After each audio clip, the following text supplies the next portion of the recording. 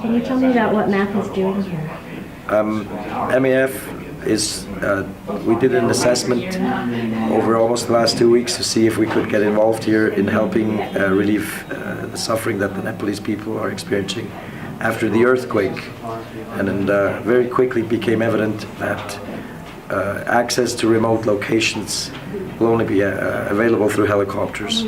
So I've been able to be involved in seeing that get started, and today was our first operational day, so it's a very big day and I'm very happy.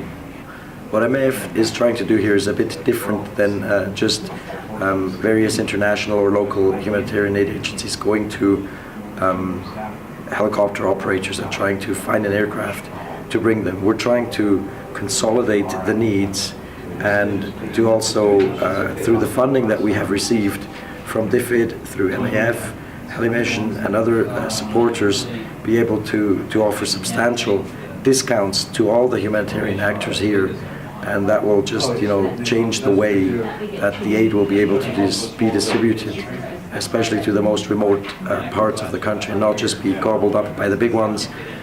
We're very passionate about seeing that access is given to those where you cannot get in any other way, except for maybe walking many days, but not by road or any other access. But it needs to be remote, and that's great.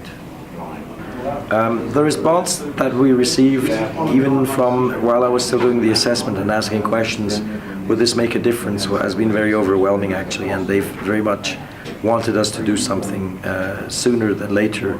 And today we had a briefing on how this will work.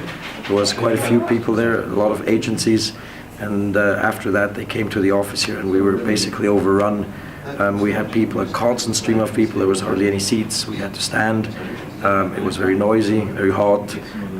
We got a lot of agencies registered, and that's great. We're off to a good start, I think. And what brings you the most joy about doing this sort of thing?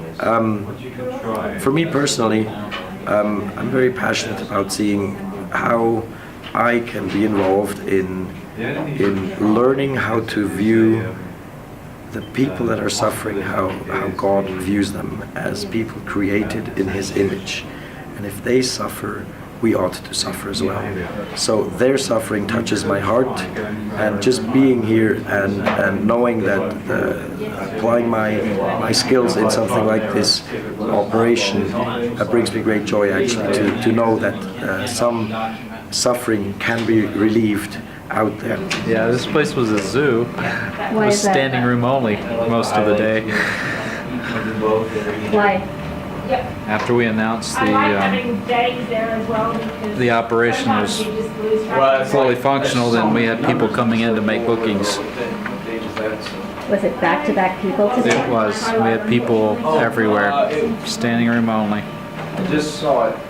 I was just kidding. And I heard something else happen while you were there. You met somebody accidentally. Can you tell me about that? Some guys bumped into me outside the airport looking lost. They saw a white face and said if I could help them. They were looking for military guys to talk about helicopters, trying to get the military to help them shift cargo.